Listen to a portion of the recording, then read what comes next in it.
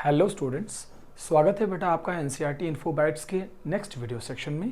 Class 12th biology में genetics बहुत important topic है और उसका एक उससे भी ज़्यादा इंपॉर्टेंट टॉपिक म्यूटेशन के अंदर एन्यूप्लॉइडी का टॉपिक है।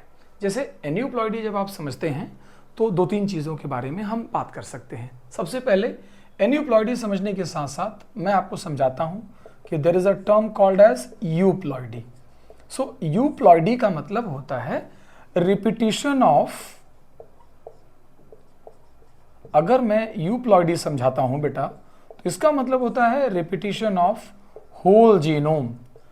पूरा का पूरा जीनोम अगर रिपीट हो जाए तो उसे क्या बोला जाता है? यूप्लॉइडी। इट्स लाइक कि अगर मान लीजिए कोई एन है तो आप हैप्लॉइड बोलते हैं, 2n है तो आप डिप्लॉइड बोलते हैं, 3n है तो ट्रिप्लॉइड बोलते हैं, 4n है तो टेट्राप्लॉइड बोलते हैं, सो ऑन। इस तरीके से प्लॉइडी बढ़ती जाती है तो हम ये बोलते हैं कि पूरा का पूरा जीनोम सेट रिपीट हो गया, तो ये सिनेरियो यूप्लॉइडी का है। लेकिन अगर पूरा जीनोम सेट न रिपीट होकर उसका कुछ पार्ट रिपीट हो जाए या कुछ क्रोमोसोम रिपीट हो जाए तो that scenario is called as aneuploidy. ऐसा क्यों होता है? कहा जाता है कि it is due to non disjunction of, ये वर्ड याद रखिएगा कि it is due to non disjunction of homologous chromosome pair, homologous chromosome pair during gametogenesis. हम जानते हैं कि जब किसी भी ऑर्गेनिज्म में गैमीट फॉर्मेशन हो रहा होता है बेटा, सो गैमीट फॉर्मेशन के दौरान दो होमोलोगस क्रोमोसोम आपस में सेपरेट होते हैं। जैसे कि मैंने आपको बताया कि जो ऐसे दो क्रोमोसोम जिनके पास किसी भी एलील की कॉपी होती हैं, इन्हें हम होमोलोगस पेयर कहते हैं। और होमोलोगस पेयर ऑफ क्रोमोसोम हमेशा जिसमें कि एक क्रोमोसोम मैटरनल होता है और एक क्रोमोसोम पैटर्नल होता है, ये गैमेटोजेनेसिस के दौरान अलग अलग होते हैं। लेकिन अगर किसी भी वजह से ये क्रोमोसोम अलग अलग नहीं हो पाए और तब जो गैमीट्स बने वो अबनॉर्मल गैमीट बने, और उन गैमीट्स के थ्रू होने वाली जो अबनॉर्मलिटीज हैं उन्हें ही हम एन्यूप्लॉइडी कहते हैं। ठीक है, एन्यूप्लॉइडी को मैं एक क्रोमोसोमल टर्म में समझाता हूं, फिर हम इसके एग्जांपल्स पे बात करेंगे। जैसे मान लीजिए कि एक सेल है, अगर हम एन्यूप्लॉइडी की बात करते हैं तो दो तरीके से समझते हैं। ये रही वो सेल जिसके अंदर मैंने आपसे कहा कि 3 क्रोमोसोम पेयर मौजूद है। ठीक है, देखिए 3 क्रोमोसोम पेयर मौजूद है, pair 1, pair 2, pair 3, you can say it as. अब दो तरह की एन्यूप्लॉइडी होती है, वो यहां पर भी दिखा सकते हैं, हम इसके डायग्राम में भी समझा सकते हैं। एक को कहते हैं हाइपरप्लॉइडी, यानी किसी भी तरीके से इंक्रीज इन क्रोमोसोम नंबर, यानी क्रोमोसोम नंबर का बढ़ना।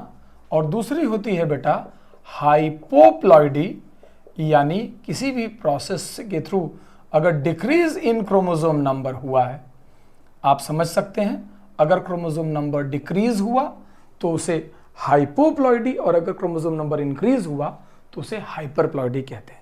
ये रही एक वेजिटेटिव सेल। प्लॉइडी आप जाहिर सी बात है 2n कहेंगे, बिकॉज आप देख सकेंगे कि हर क्रोमोसोम अपने पेयर्ड स्टेट में है। तो अगर मैं हाइपरप्लॉइडी समझाऊंगा तो मैं आपको 3 मैकेनिज्म समझा सकता हूं।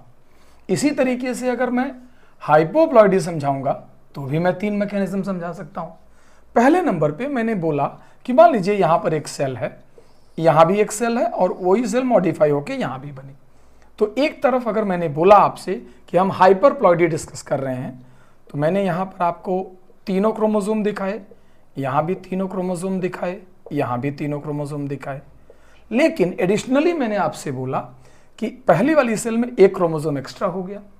तो जब आप इसका कॉम्पोजिशन लिखने लगेंगे बेटा तो यहां पर लिखेंगे 2n+1।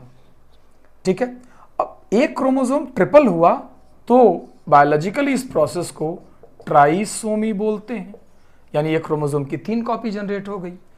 अगर यहां पर एक ही क्रोमोसोम की 2 कॉपी जनरेट हो जाती, यानी इस बात को अगर मैं बोलता तो मैं इसे बोलता 2n+2, और ये प्रोसेस कहलाती टेट्रासोमी।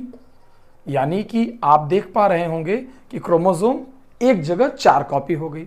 लेकिन अगर 2 जगह यही होता तो अब हम इसे 2n+1+1 लिखते, यानी it will be written as 2n+1+1। It can not be approached mathematically. कुछ लोग सोचते हैं कि +1+1 इज इक्वल टू 2+2, नहीं, ऐसा नहीं होगा। यहाँ क्रोमोसोम डिस्ट्रीब्यूशन के अकॉर्डिंग नेमिंग है, तो हम इसे डबल ट्राइसोमी कहते हैं, डबल ट्राइसोमी कहा जाता है। आपको याद आ गया होगा कि ट्राइसोमी के केस में हम एक डिजीज पढ़ते हैं, डाउन सिंड्रोम। रिमेंबर, हम एक डिजीज पढ़ते हैं डाउन सिंड्रोम, जिसे मंगोलियन इडियोसी भी कहते हैं, जो due to trisomy of chromosome number 21 होती है। यानी उस इंडिविजुअल के अंदर क्रोमोसोम नंबर 21 2 कॉपी नहीं बल्कि 3 कॉपीज में रहता है। ऐसे इंडिविजुअल्स को ही डाउन सिंड्रोम कहते हैं। ये डिजीज चार्ल्स लैंगडन डाउन के नाम पर डाउन सिंड्रोम रखी गई है। अब हम आते हैं दूसरी तरफ, बेटा हाइपोप्लॉइडी कैसे वर्क करती है। जैसे मान लीजिए मैंने आपसे कहा कि यहां भी एग्जैक्टली 3 सेल्स काम करती हैं। अगर मैंने आपसे बोला कि एक सेल में मैंने इस तरीके से एक क्रोमोसोम कम बनाया, फिर मैंने एक सेल में 2 क्रोमोसोम कम बनाए, 2 अलग अलग पेयर में से हटाकर, और एक सेल में तो मैंने एक पूरा पेयर ही गायब कर दिया। अब आप देखिए जरा ध्यान से, पहले सेटअप में जहां हमने एक को माइनस करके बोला, इसे बोला जाता है 2n-1, and biologically this process is known as monosomy. Biologically this process is called as monosomy. यहां देखिए ये प्रोसेस 2n-1 -1 से रिप्रेजेंटेबल है बेटा, इसे कहते हैं डबल मोनोसोमी। क्या कहेंगे इसे? Double monosomy.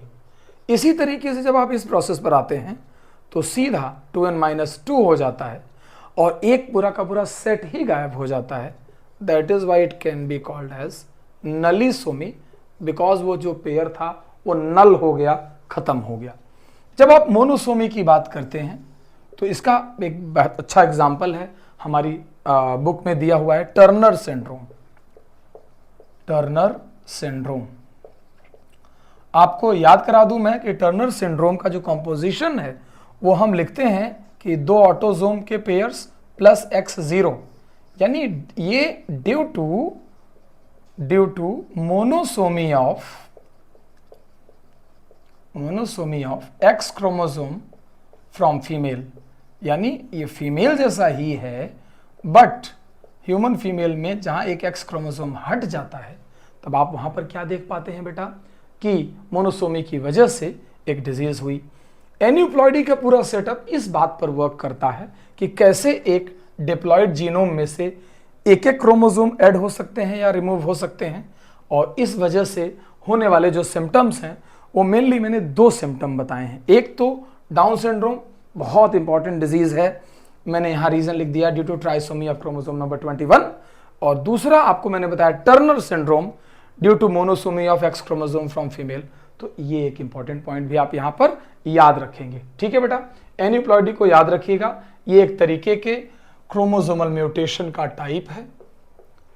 आपको यहाँ मैं स्पेशलाइज कर देता हूँ कि ये एक तरीके के क्रोमोसोमल म्यूटेशन का डिस्कशन है, यानी कि मैक्रो म्यूटेशन में इसे डील किया जाता है। ठीक है, आई होप ये बहुत इंपॉर्टेंट इंफॉर्मेशन रहेगी, इसे रिकॉल कीजिएगा, आपके लिए अच्छी इंफॉर्मेशन है, नीट में काम आएगी। टेक केयर बेटा।